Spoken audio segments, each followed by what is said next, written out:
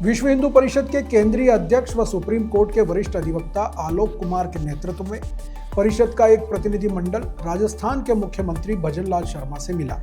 इस दौरान राजस्थान में हिंदुओं पर हो रहे अत्याचारों सहित विभिन्न विषयों पर विस्तृत चर्चा हुई।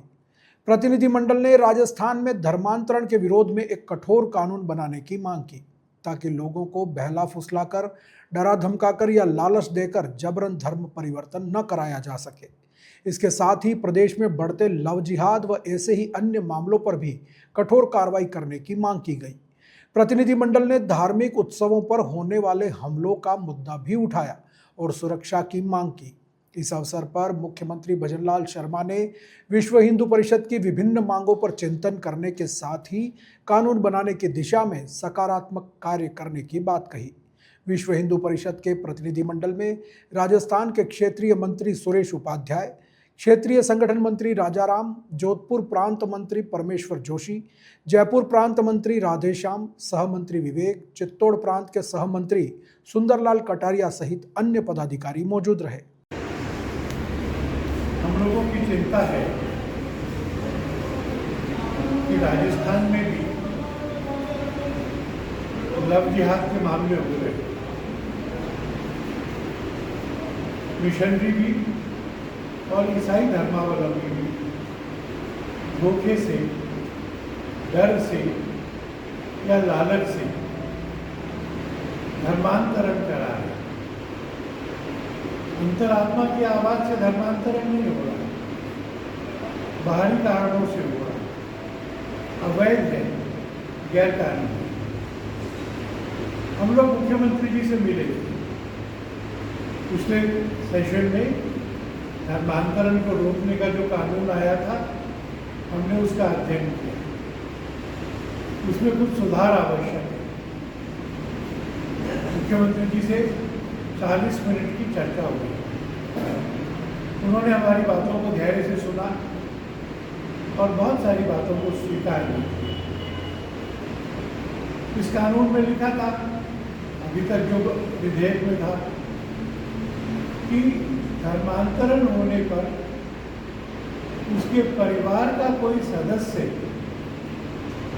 वह दर्ज कराएगा तभी रिपोर्ट दर्ज होगी। पर परिवार के सदस्य तो कई बार इकट्ठे धर्म बदलते, ये बंदिश तो ठीक नहीं थी। इस तरह के और भी विषय थे। तो अब मैं समझता हूँ कि राजस्थान में अवैध धर्मांतरण को रोकने के लिए देश का सबसे मजबूत और अच्छा कानून आ सकता है। इस विधानसभा सत्र में हम आशा कर रहे हैं कि वह कानून आए, पास हो, जिससे कि हम इस तरह के कामों पर एक मजबूत रोक लगा सकें। एक बार काम श्रावण का मास चल रहा है, इंद्र देवता पसंद नहीं, बारिश हो रही है और इस बारिश में भी गंगा जल लेकर के बम बम भोले कहते हुए लाखों लोग कांवड़ यात्रा। ये नियम बनाने के लिए कहा गया कि सब लोग जिनकी वहाँ दुकानें हैं, अपने दुकान पर दुकान का नाम, मालिक का नाम और काम करने वालों का नाम लिखें। धर्म लिखने के लिए नहीं कहा गया, नाम लिखने के लिए। और इस तरह की आवश्यकता पहले के कानूनों में भी, जीएसटी एक्ट में है, सेल्स टैक्स एक्ट में है। ये कोई नई बात नहीं, पर ये एक और कारणों से भी जरूरी है। मुसलमान हिंदू देवी देवताओं के नाम पर अपने ढाबे का नाम क्यों रखते? वो तो उस देवी देवता पे विश्वास नहीं करते, वो तो मूर्ति पूजा पे विश्वास नहीं करते। उनका धर्म उन्हें मूर्ति पूजा को या किसी भी व्यक्ति को अवतार मानने से इनकार करता है। फिर भी अगर वो इस तरह का नाम रखते हैं तो यह धोखा है और धोखे की अनुमति नहीं। तीसरा, कांवड़ यात्रा यात्रा एडवेंचर नहीं है, ये कोई ट्रैकिंग नहीं है, ये धार्मिक यात्रा, मन वचन कर्म से शुद्ध होकर चलने की यात्रा। शुद्ध सात्विक खाना उसका हिस्सा है। और अगर कोई कांवड़ यात्री चाहे कि मैं ऐसी दुकान का चयन करूंगा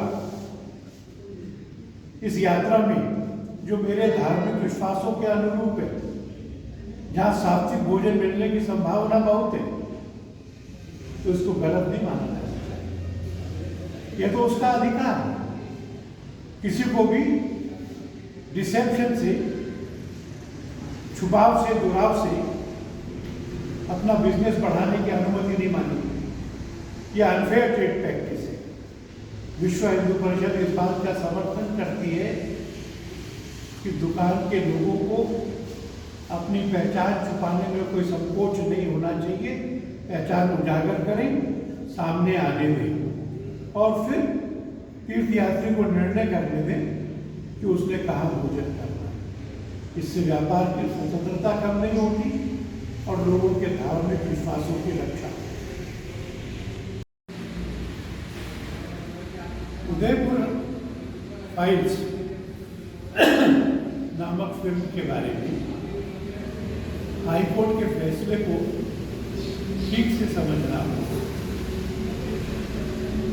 हाईकोर्ट ने इस बात पर कोई निर्णय देने से इनकार कर दिया है कि यह फिल्म दिखाई जानी चाहिए या इस पर प्रतिबंध लगना। यह निर्णय नहीं किया। हाईकोर्ट ने यह कहा है कि सेंसर ने, बोर्ड ने इस फिल्म को यूनिवर्सल स्क्रीनिंग के लिए स्वीकार कर लिया। कानून में इसकी अपील की जा सकती है और इसलिए उन्होंने ये मुकदमा करने वालों को अपील करने का मौका दिया।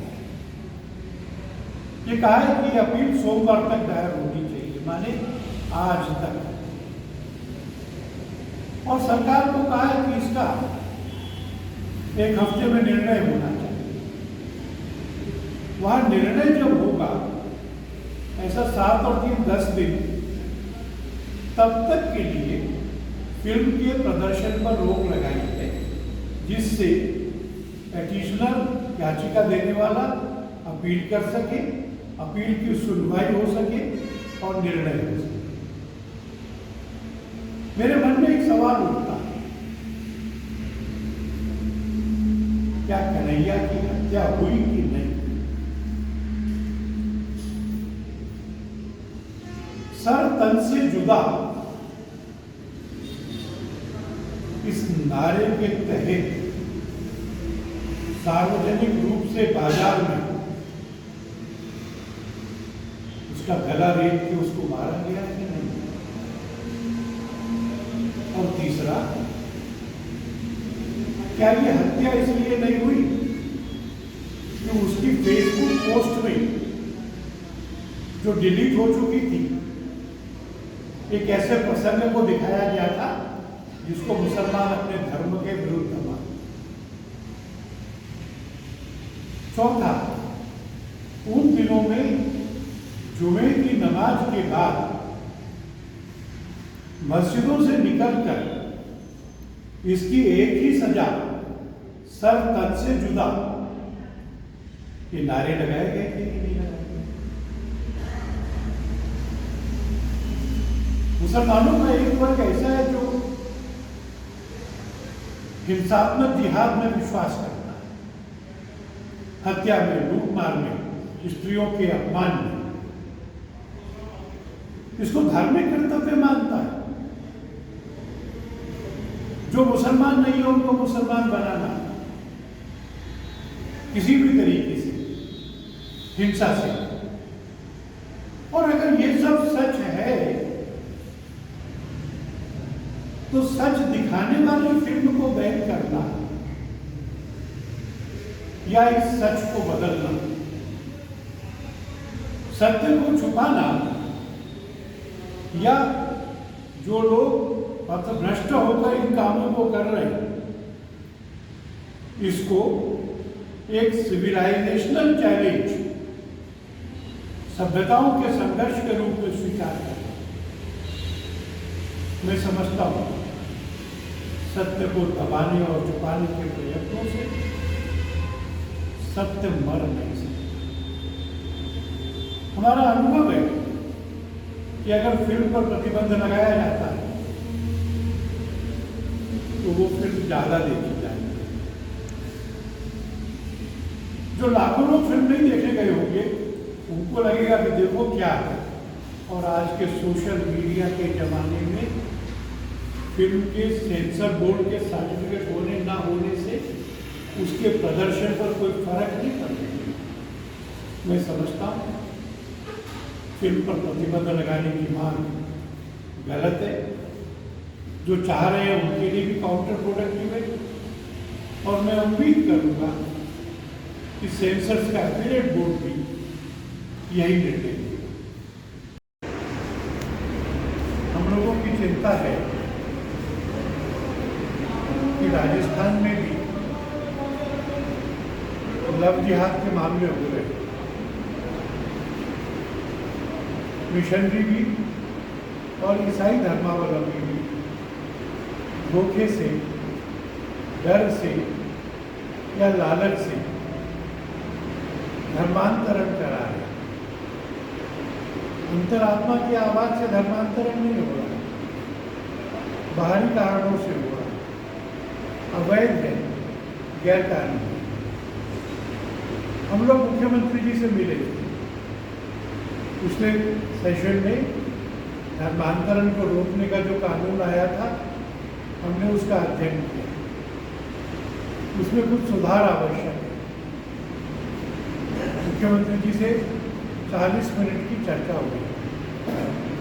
उन्होंने हमारी बातों को धैर्य से सुना और बहुत सारी बातों को स्वीकार भी किया। इस कानून में लिखा था, अभी तक जो विधेयक में था, कि धर्मांतरण होने पर उसके परिवार का कोई सदस्य वह दर्ज कराएगा तभी रिपोर्ट दर्ज होगी। पर परिवार के सदस्य तो कई बार इकट्ठे धर्मों बदलते, ये बंदिश तो ठीक नहीं थी। इस तरह के और भी विषय थे।